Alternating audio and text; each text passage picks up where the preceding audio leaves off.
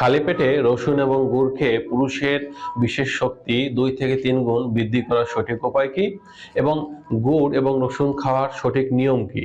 তো বন্ধুরা, এই বিষয়ে নিয়ে আলোচনা করব। আর আজকের ভিডিওতে থাকবে খালি পেটে আপনি রসুন এবং গুড় একসঙ্গে খেলে কি কি উপকারিতা অনুভব করবেন, কারা এটা খাবেন না, খাওয়ার সঠিক নিয়ম কি এবং এটা খাওয়ার পাশাপাশি আর কি কি কাজ করতে হবে। তো চলুন আমরা মূল আলোচনায় চলে যাই। আমাদের বর্তমান বাংলাদেশের পুরুষদের একটি প্রথম এবং প্রধান সমস্যা হচ্ছে স্ত্রীকে বিছানায় অর্গাজমের সুখ দিতে না পারা বা অক্ষমতা পরিচয় দেওয়া। মূলত দেখা যাচ্ছে যে আমরা যত উন্নত হচ্ছি তত আমাদের জীবনটা যান্ত্রিক হয়ে যাচ্ছে বা আমরা নিজেদেরকে বিভিন্ন কাজে ব্যস্ত রাখতেছি, যার ফলে স্ত্রীর সাথে রোমান্স করা বা তাকে উত্তেজিত করা, তার সাথে দীর্ঘ সময় বিছানায় পারফরমেন্স করা, এই বিষয়গুলো কিন্তু দিনে দিনে আমাদের মধ্যে থেকে কমে যাচ্ছে। বিশেষ করে পুরুষরা দুর্বলতা অনুভব করতেছি। পুরুষের দুর্বলতা দূর করার জন্য আপনারা কাঁচা রসুন এবং এই যে গুড়, এটা খেলে প্রথম নম্বর যে উপকারটা আপনারা পাবেন সেটা হচ্ছে আপনাদের শরীরে এটা খাওয়ার মাধ্যমে রক্ত সঞ্চালনটা বৃদ্ধি পাবে। অর্থাৎ রসুনে থাকা অ্যালিসিন আপনার রক্তনালীকে প্রসারিত করে, যার ফলে দেখা যাচ্ছে রক্ত প্রবাহ বৃদ্ধি করে এবং আপনার ইরেকশন এবং স্ট্যামিনাটা কিন্তু বৃদ্ধি করে। অর্থাৎ যখন আপনি রসুন এবং গুড় একসাথে খাবেন, রসুনের মধ্যে থাকা উপাদানগুলো আপনার শরীরে যখন ব্লাড সার্কুলেশনটাকে বৃদ্ধি করবে, তখন আপনার বিশেষ যে অঙ্গটা আছে এই অঙ্গে ব্যাপক পরিমাণে রক্তের চাপ বৃদ্ধি পাবে, যার ফলে এটা দীর্ঘ সময় ধরে ইরেক্টেড হয়ে থাকবে এবং মিলনের পরে দেখা যাবে যে এর যে স্ট্যামিনা বা সুদৃঢ়তা, এটা কিন্তু আপনি সঠিকভাবে অনুভব করতে পারবেন। দ্বিতীয় নম্বর যে উপকারটা আপনি পাবেন সেটা হচ্ছে রসুন এবং গুড় খাওয়ার মাধ্যমে আপনার শরীরে টেস্টোস্টেরন হরমোন লেভেলটা বৃদ্ধি পাবে।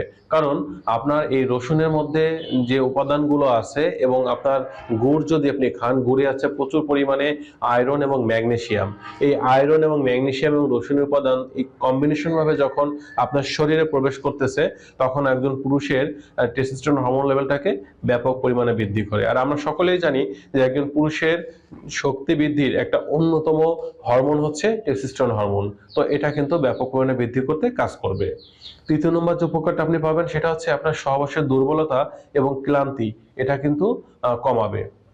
কারণ গুড় এটা আমাদের শরীরে দ্রুত শক্তি যোগায় এবং রসুন শরীরের বিষাক্ত উপাদান বা আমরা যেটাকে টক্সিন বলি, এটা শরীর থেকে বের করে দিতে কাজ করে, যার ফলে আপনি দীর্ঘ সময় বিছানায় পারফরমেন্স করার পরেও আপনি শারীরিকভাবে দুর্বল হবেন না বা ক্লান্তি কম অনুভব করবেন, যার ফলে দেখা যাবে প্রতিটি সহবাস আপনার জন্য হবে অনেকটা মধুময় এবং অনেকটা একটা চাঙ্গা ভাব আপনার মধ্যে বিরাজ করবে।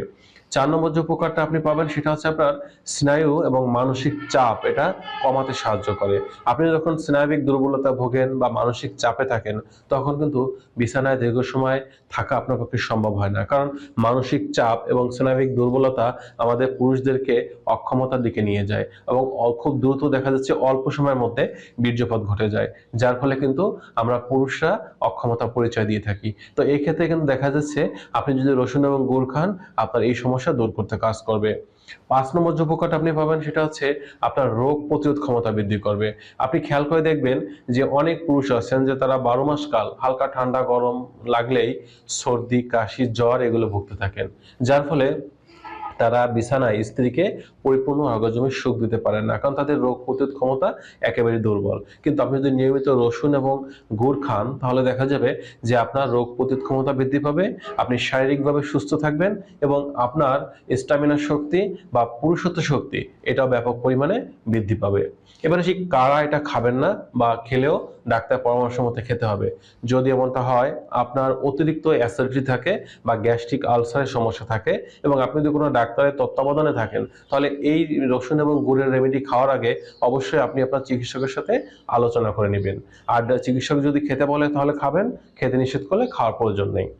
2 নম্বর যে ব্যক্তিরা খাবেন না বা পরামর্শ মতো খাবেন সেটা হচ্ছে যদি আপনার অতিরিক্ত পরিমাণে উচ্চ রক্তচাপের সমস্যা থাকে বা আপনার রক্তটাকে পাতলা করার জন্য ব্লাড থিনার খেতে হয়, তাহলে এক্ষেত্রে আপনিও ডাক্তারের পরামর্শ মতো খাবেন, আর না হলে নিজের থেকে খাবেন না।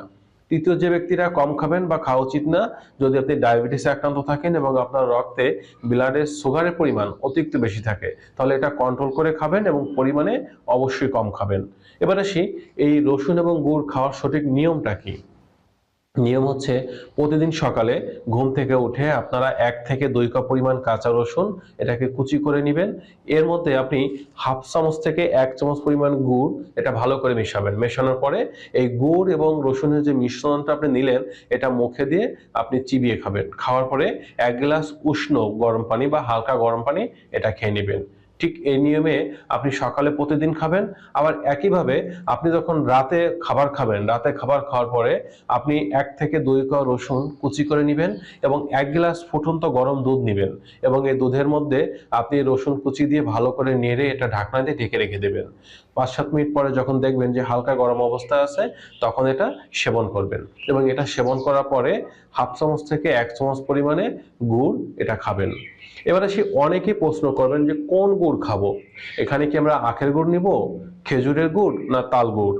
এক্ষেত্রে আপনাদের বলবো আখের গুড়, খেজুর গুড়, তাল গুড় যে কোনো একটা গুড় হলেই চলবে, তবে শর্ত হচ্ছে ভেজাল গুড় যেন না হয়, কারণ ভেজাল গুড়ে থাকে প্রচুর পরিমাণে চিনি এবং কাপড়ের বিভিন্ন প্রকার রং বা কেমিক্যাল এগুলো থাকে, যেটা খেলে আমাদের লিভারের কিন্তু ক্ষতি হতে পারে বা ক্ষতি হবে, আর এই ধরনের উপকার কিন্তু আমরা পাবো না।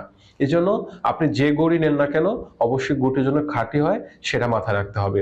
এবার আসি, অনেকেই মনে মনে ভাবতেছেন যে আমি আজকে থেকেই গুড় সকাল সন্ধ্যা গুড় আর রসুন খাবো আর আমি সাথে সাথে উপকার পাবো।